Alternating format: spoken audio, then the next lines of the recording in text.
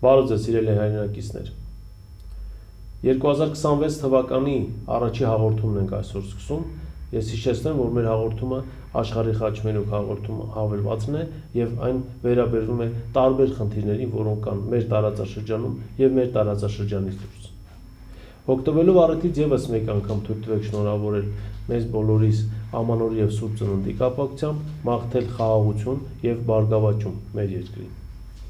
Իսկ հիմա խոսենք այսօրվա թեմայի մասին։ Ավանդույթը չենք խախտում եւ այսօր եւս ես հաղորդումը վարում եմ Գևորգ հետ, ողջույն Գևորգ։ Ողջույն Գրիգոր։ Շնորհակալ եմ հրավեր ընդունելով կրկին միասին հնարավորություն ունենալու վարել հաղորդումը։ Շատ հաճելի է եւ շարունակական է լինելու եւ ես էլ թույլ տվեք օգտվելով առիթից բոլորիս շնորհավորեմ Ամանորի եւ Սուրբ Ծնունդի կապակցությամբ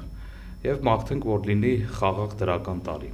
Այո, խաղաղություն ամենակարևորը լինի խաղաղություն եւ որ ամենակարևորը նաեւ արժանապատիվ խաղաղություն եւ այդ մասին մենք շատ ենք խոսել։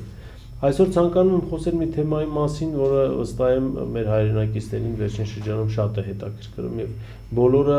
տարբեր առիթներով եւ տարբեր պատճառներով խոսում են այդ մասին։ Այսօր խոսենք Հայաստանի տարածքով դիցուք Սյունիքով երթուղի ապաշրջափակման ծրագրի մասին, որը կոչվում է նաև Տրամպի մայրուղի կամ TRIP, եւ փորձենք հասկանալ իրականում ինչ է կատարվում, որտեղ 2025 թվականի օգոստոսի 8-ին ստորագրվեց կամ նախաստորագրվեց այսպես կոչված հայ-ադրբեջանական խաղաղության պայմանագրի նախագիծը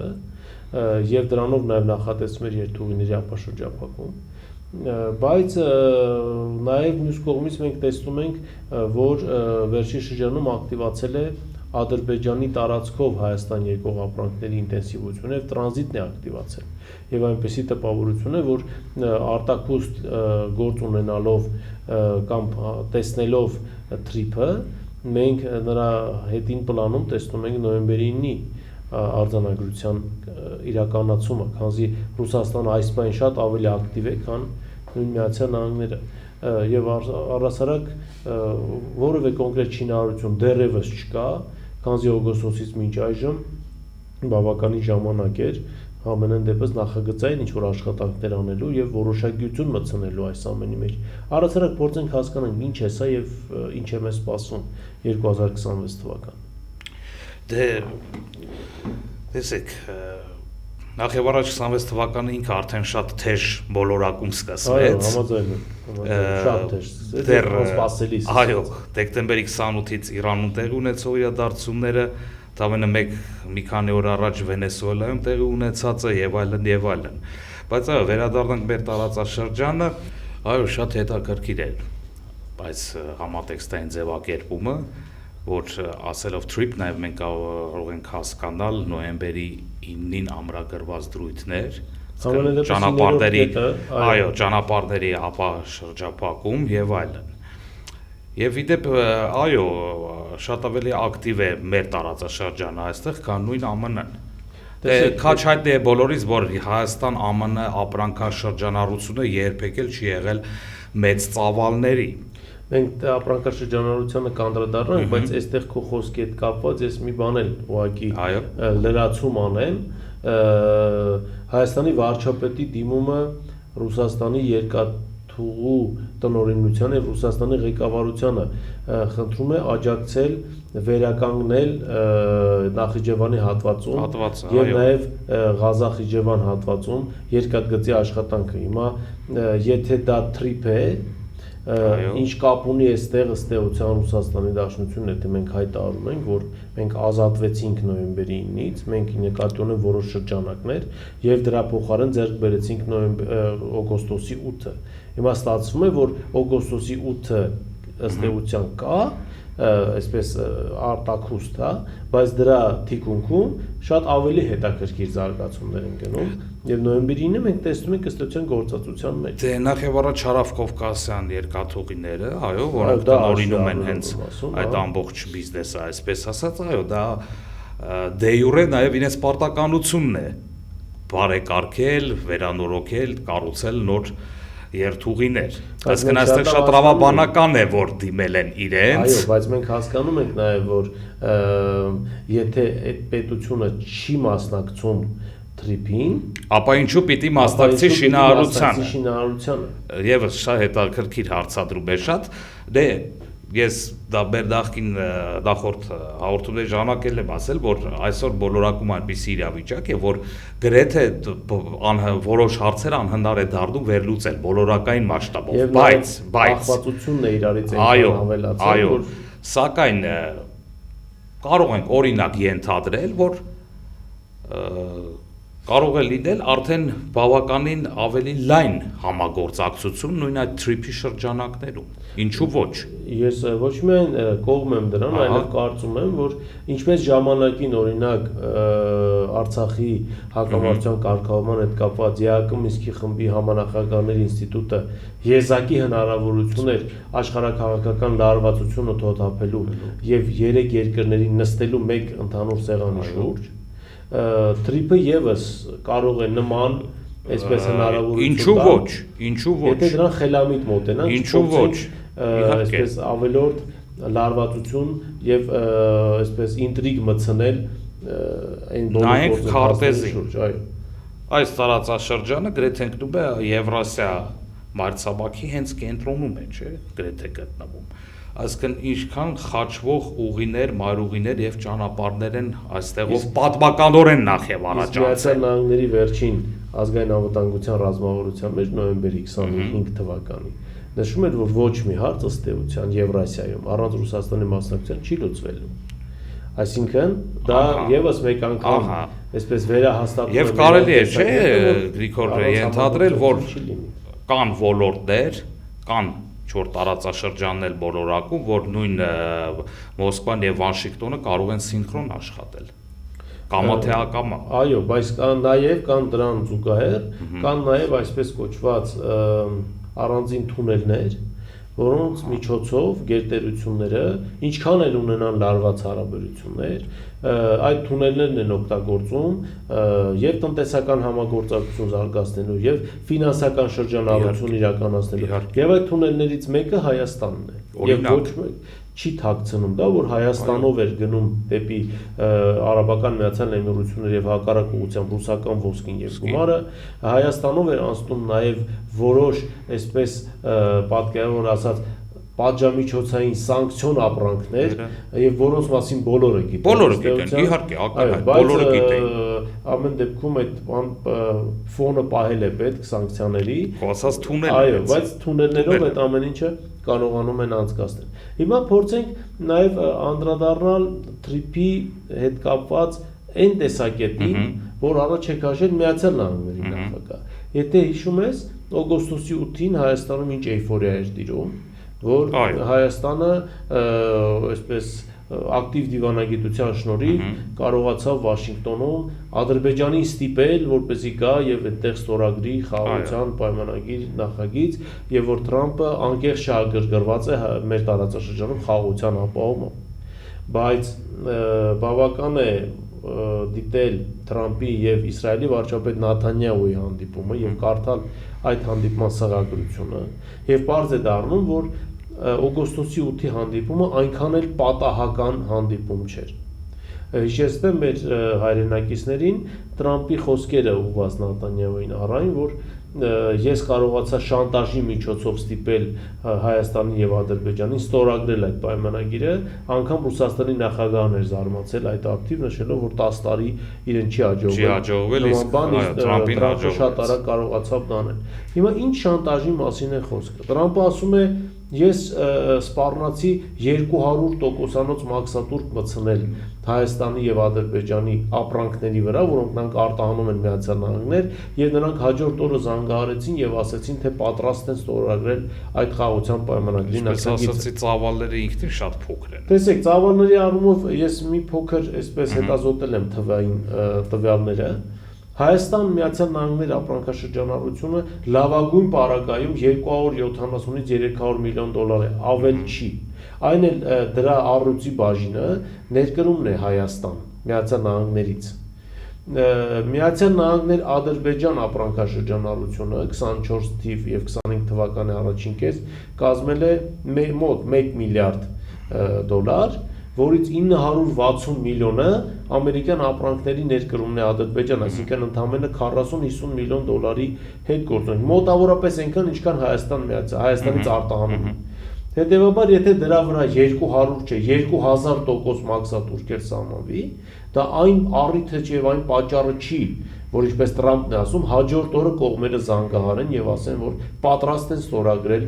այդ համաձայնագիրը, դա միլիարդավոր օրինակ իրենց եվրոպական գործընկերների մասին չէ խոսք գնում, որ միլիարդերի ապրանքաշրջանառություն։ Անկամ Հայաստան, Ռուսաստան 8, 10, 12 միլիարդ դոլարի ապրանքաշրջանառություն չի։ Մի քանի 100 միլիոնի ապրանքաշրջանառություն, որից արտահանում ընդամենը 30-40 միլիոն։ Դրա վրա այսինքն այնքան փոքր է այդ գումարը, որ դրա վրա 200%-անոց մաքսատուրքը որևէ ազդեցություն գրեթե չէր ունենան։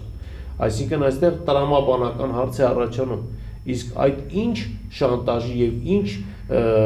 խոսակցության մասին է գնում խոսքը, որ ասում է Տրամպը։ Այսինքն այդ ինչ պիտի Միացյալ Նահանգները հրապարակեր Ադրբեջանում եւ Հայաստանում, որի չհրապարակումը ստիպեց կողմերին անմիջապես մեկնել Վաշինգտոն եւ ստորագրել այդ բանը։ Այսինքն մենք այստեղ գործ ունենք ուղղակի այսպես սովորական շանտաժի հետ։ Այստեղ դիվանագիտություն, խաղաղություն, ապահովում բան նման այսպես ձևակերպումները կարծիքով դա Տունիսկ շանտաժել չորակենք ինչ որ մի հայտարարություն է։ Տրամպն է ասում շանտաժ։ Այո, Տրամպն է ասում շանտաժ այդ բառը։ Եվ շատ անհասկանալի է նրա այդ օգտագործած ձևակերպումը իրականում։ Միգուցե գլուխ է գովացել Տրամպը բացառված չէ, նա էքսցենտրիկ անձնավորություն է։ Ուղղակի այստեղ առաջանում է հաջորդ տրամաբանական հարցը։ Իսկ արդյոք շանտաժի արդյունքում հաստատված հրադադարը կարող է վերածվել խաղաղության։ Եվ ինչքանով Տրամպը շահագրգիռ կլինի պահպանել այդ խաղաղությունը, քանզի նա դրան հասել է ըստ էության շանտաժով։ Դե ինչպես մենք անդրադարձել ենք մեր նախորդ հաղորդումներում եւս տարբեր թեմատիկաներ քննարկելիս, առաջնային գործոնը ժամանակակից աշխարհում տնտեսականն է։ Այսինքն շատ վայրերում, տարածաշրջաններում աշխարհում այսօր հարկավոր է խաղաղություն ասվածը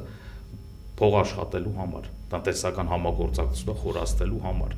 Այո, Տրամպի էքսցենտրիզմը եւս հաշվի առնելով չենք զարմանա, եթե դա զուտ ինչ որ էյֆորիկ էմոցիոնալ արտահայտություն արած լինի, թեև ինչը հարիր չէ բարձրակարգ դիվանագետների եւ տերությունների նախագահներին միանշանակ, բայց չզարմանանք, եթե այդպես է։ Ըստ իս խոսքը գնում է ռեալ տնտեսության մասին։ Կա ռեալ պոլիտիկ, կա ռեալ տնտեսություն, չէ, real economy, դա էլ կա։ Համաձայն եմ, դու խոսեցիր տնտեսական օգուտների մասին։ Փորձենք հասկանալ, որքանով է այդ ճանապարհը ապահովում օգուտ տնտեսական առումով, քանզի դա տարբեր հաշվարկներ են անում 60-ից մինչև 70-75 կիլոմետրանոց ճանապարհը լինելու, այսինքն Հայաստանի տարածքով այդքան էլ չի լինելու, անգամ փորձագետները մինչև 50 կիլոմետր են նշում։ Հա, մոտ 50-ի մասին է։ Այո, մինչև Զանգելանի այդ հատվածը։ Արդեն 43 կիլոմետր։ Այդ փոքր ճանապարհահատվածը արդյոք ունի այնքան տնտեսական նշանակություն, որի համար Տրամպը գնում է շանտաժի, թե սա ունի քաղաքական նշանակություն, եւ այստեղ խնդիրը ոչ թե Հայաստանի տնտեսական զարգացումն է, այլ միգուցե խնդիրը Իրանն է եւ հայ-իրանական սահմանի նկատմամբ հսկողություն սահմանելը։ Դե բնականաբար այս տարածաշրջանից խոսելիս չի կարելի երբևէ շրջանցել հենց Իրանը։ Իսկ Իրանը այսօր ամենաակտուալ հարցերից մեկն է բոլորակում, այն ինչը այնտեղ կատարում է դեկտեմբերի 28-ից։ Բայց խնդրում եմ ուշադրություն դարձնես, Իրանում տեղի ունեցող իրադարձությունները սկսվեցին այն հայտարարությունից հետո, որ արեց Վելայեթին, նշելով Հայաստանի դեսպանի հետ հանդիպման ժամանակ, ով հավասարություն մտցրեց այսպես կոչված Զանգեզուրի միջանցքի եւ Թրիպի միջև, նշելով, որ դա ըստ էության նույն բանն է։ Սրանով նա նաև շատ անհարմար վիճակի մեջ դրեց Իրանի քաղաքական իշխանություններին, իսկ Վելայեթին հոգևոր իշխանության ներկայացուցիչ։ Եվ արդյոք շնորհանակ որ Իրանում հոգևորը այո, եւ արդյոք պատահական է, որ այս հայտարարությունից կարճ ժամանակ անց Իրանում սկսվում են անկարգություններ, որոնք բռնում են եւ բռնկվում են ողջ պետության տարածքում։ Իրանում տեղի ունեցողը, այսինքն եւ իդեպ այս գիշեր ըստ մամուլի տեղեկությունների ամենաուժգին ցույցերն են եղել պետության ոչ տարածքով, ըստ էության ցույցեր վաղուց չկան այնտեղ։ Այնտեղ գնում է զինված բախում, ցուցարարների եւ անվտանգության ուժերի միջև։ Եվ նաեւ ես ինչու եմ անընդհատ տանում դեպի աշխարհաքաղաքական ծագում, քանզի իհարկե ի սկզբանե ինչպես ցանկացած պետությունում բողոքի ակցիաների սկզբանե սկսվում են իբր սոցիալական հուզումներ։ Խնդիրը որն է, ինֆլյացիան բարձր է, վաճառականները դուրս են եկել փողոց իրենց բողոքի ձայնով արձանագրել։ Մոտ 1.400.000 ռիալը $1 դարձել։ Այո, ինֆլյացիայի պատճառով այդ մարդիկ դուրս են եկել փողոց, բայց շատ արագ հայտնվում են լավ կազմակերպված խմբեր, ում ձեռքին չգիտես որտեղից Իրանի նման ավտորիտար փակ երկրում հայտնվում է զենք։ Մի երկիր, որտեղ նույնիսկ համացանցն է դանդաղ աշխատում։ Հետո միանգամից Միացյալ Նահանգները եւ ուրեմն Իսրայելը հայտարարում են եւ անգամ սպառում են Իրանին, որ եթե ցուցարարների նկատմամբ ուժ կիրառվի, ապա իրենք կօգնեն ցուցարարներին եւ կպաշտպանեն։ Ես երեք կարդում եմ, միանգամից Միացյալ Նահանգներից վարչակարգից հանձնարարական է իջնում Իլոն Մասկին Starlink համակարգը ակտիվացնել Իրանում եւ անվճար այնքան ինչքան պետք կլինի եւ որ ամենակարևորը այսպես կոչված ցույցերի եւ հուզումների դա այն է որ չգիտես ինչու հիմնական թիրախը ոչ թե ոստիկանությունն է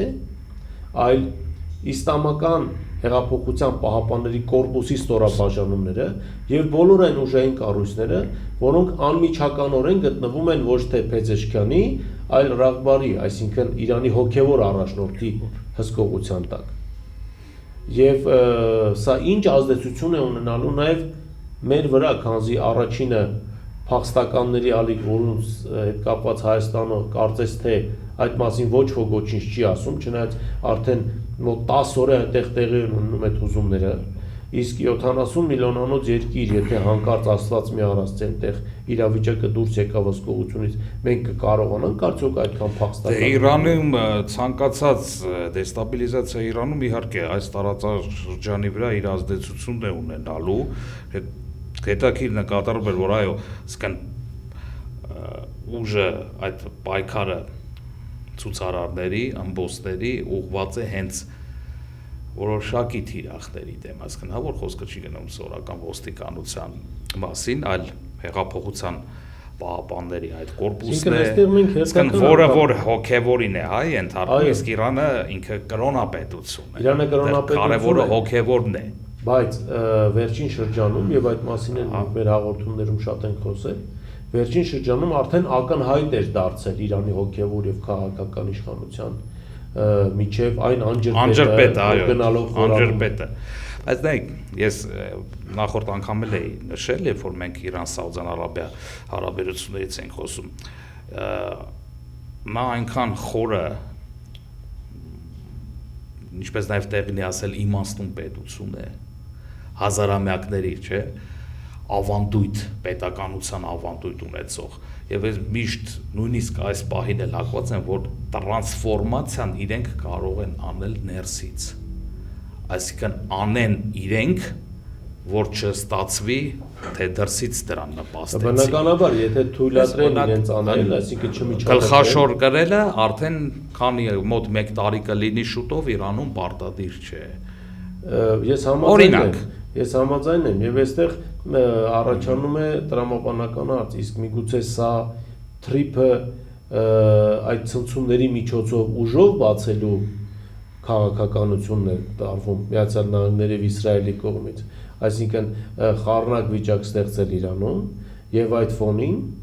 փորձել անցկացնել թրիփը այնպես, ինչպես իրենք են ցանկանում, բայց նաեւ Իրանի քաղաքացիների իրավունքները պաշտպանելու համար հսկողության տակ վերցնել նաև հայ-իրանական սահմանը հաշվի առնելով դու հաղորդման սկզբում նշեցիր Վենեսուելայի դառը փորձը։ Շատ լավ։ Նայենք նաև այլ ռակուրսից։ Զուտ տեսականորեն Իրանը ապրում է տրանսֆորմացիա։ Տեսականորեն, հա, ուսումա հրաշքները միշտ ամենտեղ տեղ ունենում են եւ սենսացիաները եւս։ Տեսականորեն նա ապրեց տրանսֆորմացիա եւ վերադարձավ 79 թվականի փետրվարի դրությամբ, այսինքն երբ որ տեղի ունեցավ իսլամական հեղափոխությունը, այդ մենք տեսնում ենք այն հին Իրանը։ Այսպես ասած կիսադեմոկրատ, եթե կարելի այս պարագայում այդ տերմինը օգտագործել, բաց ամբողջ աշխարհի համար եւ այլն, խնդիրները մեծ հաշվով լուծվում են։ Ես վախենամ խնդիրները ոչ թե լուծվում են նկատի ունեմ արևմուտքի համար, այլ խնդիրներն ավելի շատանան։ Եվ այստեղ ինչն էր հետաքրքիր ինձ համար, երբ որ պատրաստում էի հաղորդումը, ուշադրություն դարձրեցի Աֆղանստանի արտաքին գործերի նախարարության հայտարարությանը, որով վերջինս կոչ էր անում Իրանին չսահմանափակել քաղաքացիների համացանցից օգտվելու իրավունքը։ Աֆղանստան, այսինքն մնում է Հյուսեն Կորեան էլ նման հայտարարություն։ Ես վստահ եմ Հյուսեն Կորեան նման հայտարարություն չի անի, քանզի Հյուսեն Կորեայի առաջնորդը շատ ավելի լուրջ եւ հավասարակշռված առաջնորդ է, քան օրինակ Աֆղանստանի թալիբները, բայց այստեղ խնդիրը այլ է, այստեղ խնդիրը կայանում է նրանում, որ հերթական անգամ մենք գործ ունենք կրկնակի չափորոշիչների հետ։ Թալիբները ինչ եկել են իշխանության, իրանք այսպես ասած իրենց քաղաքական իմիջը միշտ փորձում են փոխել։ Եվ ցույց տալու նախկիների հետ այսպես կապ չունեն, այո, իրենք հայտարարությամբ են տարբեր հայտարարություններով են հանդես գալիս կոչերով, երբ որ ինչ-որ միտեղ ինչ-որ մի կետ թեժանում է, սկսել են խոսել մարդու իրավունքների մասին եւ այլն, բայց դա հետաքրքիր միտում է, ի վերջո տասնամյակներ հետո կարող է բերել ռեզուլտատի, որ ստերեոտիպը, կարծրատիպը կփոխվի, թե իրենց հանդեպ, թե իրենց պետություններ կարող է ավելի զարգանալ, բայց վերադառնանք մեր տարածաշրջան, ինչպես ասում են, եւ կրկին ես անընդհատ փորձում եմ այսպես զուգահեռները Թրիփի եւ Իրանում տեղի ունեցողի միջև տանել, ինչու։ Երբ որ մենք ասում ենք, որ նոյեմբերին ակտիվ է, բարդ երանգյունի է շատ։ Երբ որ մենք ասում ենք նոյեմբերին աշխատում է, մենք ըստ էության հիմնվում ենք նաև փաստական տվյալների վրա։ Տեսեք, 2020 թվականի նոյեմբերի 9-ին, երբ որ ստորագրվեց համաձայնագիրը եւ այս ստորագրվեց 5 տարի ժամկետով, համաձայնագրում հստակ նշված էր 4 տարի 6 ամիս հետո, եթե կողմերից մեկը չի ներկայացնում առարկություն պայմանագրի երկարաձգման հետ կապված, պայմանագիրը ավտոմատ երկարաձգվում, այո, պրոլոնգացիա չի ներկայացրել։ Հետևաբար, ես ինչու եմ սա ասում, աշխարհաքաղաքականությունը ամեն ինչ չէ եւ միշտ չէ աշխարհաքաղաքականության մեջ, որ 2-ին գումարած 2 կարող է լինել 4։ Եվ մեր այդ իսկ կարելի ասել, որ հիմնականում այդպես չէ, այո, եւ նաեւ ռեալ պոլիտիկում այդպես չէ։ Եվ անընդհատ մեր հասարակության մեջ այն տարածված կարծրատիպերը, որ մենք այսպես նոյեմբերի 9-ը գցեցինք, ինչպես ասում են, պատմության աղբանոց, օգոստոսի 8-ը վերցրինք, փրկվեցինք եւ այլն, իրականում ոչ մի բան գլոբալ առումով չի փոխվել։ Ուղղակի նոյեմբերի 9-ին ավելացել է Միացյալ Նահանգները, ոչ թե Թրիփն է եկել նոր պրոյեկտով, այլ նոյեմբերի 9-ին ուղղակի ավելացվել է Միացյալ Նահանգների անունը, բայց առանց Թրամփի ստորագրության։ Եվ Թրամփի եւ Իսրայելի ջանքերը, փորձերը այնպես անել, որ հսկողությունը վերցվի հայ-իրանական սահմանի, որպեսզի հետո այսպես հնարավորություն ստանան միջամտել Իրանի ներքին գործերին, այս ցույցերն էլ ցույց են տալիս ըստ էության, կրկնաբանությունը ցույցերը ցույց են տալիս, բայց այն բողոքի ակցիաները, այսպես ասած, հա, որոնք կան Իրանում, ցույց են տալիս, որ աշխարհաքաղաքական կենտրոնները, ամենայն դեպս արևմտյան հատվածը, ոչ մի բանի առաջ կանգ չի առնելու իր աշխարհաքաղաքական շահերը առաջ տանելու համար, բայց այստեղ ամենից կարևորն է, որ մենք պետք է ամեն ինչ անենք, որպեսզի դա չլինի մեր տարածքում եւ դա չլինի մեր տարածքի հաշվին։ Քանզի այն ինչ կատարվեց Վենեսուելայում, չկա ոչ մի երաշխիք, որ չի կարող կատարվել Սյունիքում։ Դե տեսեք, ԱՄՆ-ն եւ Դանիան ՆԱՏՕ-ի անդամ պետություններ լուրջ գործընկերներ են դե յուրե, ԱՄՆ-ն եւ Կանադան։ ԱՄՆ-ն եւ Կանադան։ Հատկապես ԱՄՆ-ն եւ Կանադան երկուսն էլ անգլո-սաքսոնական լեզվապատմամշակութային ծագում ունեցող երկրներ են։ Իհարկե, Միացյալ Նահանգներ, Մեքսիկա։ Մեքսիկան եւս նավթայի անդամ է, չէ՞, նույն Մեքսիկան։ Նավթայի անդամ եւ ավանդաբար ԱՄՆ-ն լավագույն դաշնակիցներից մեկը։ Այսինքն այսօր աշխարհը իրականում կանգնած է շատ լուրջ մեծ տրանսֆորմացիայի առջև։ Իհարկե դա եւ կլինի դա թվացial թե ռեալ, կարծես թե կանոն խաղի այլևս չկա։ ՄԱԿ չկա այլևս, միավորված ազգերի կազմակերպությունը որպես այդպիսի չկա։ Մենք չենք տեսնում, միջազգային իրավունք եւս գոյություն չունի։ Բայց աշխարհը, այսինքն սա ցիկլը փակվելու է։ Բնականաբար ցիկլը փակվելու է, սա թեժանում է։ Սա պիտի ունենա հանգուցալուծում։ Կունենա հանգուցալուծում։ Հիմա այստեղ մի հատ էլ կա։ Այսպես ասած պայմանական, շատ պայմանական ասած 100-ամյակը մեկ մի ինչ որ բան տենց տեղի ունեն։ Եվ դրա համար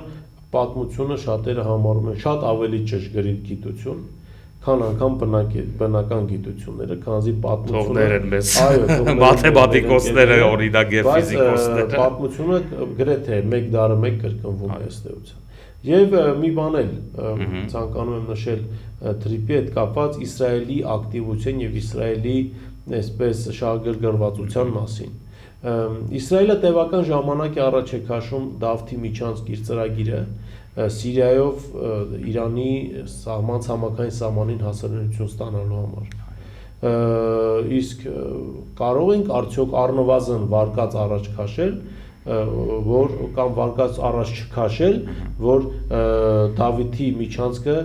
կարող է եւ Սիրիայով չլինել, այլ լինել Թրիպով։ Այսինքն անմիջական հսկողություն ստանալ Իրանի հետ սահմանին, քանզի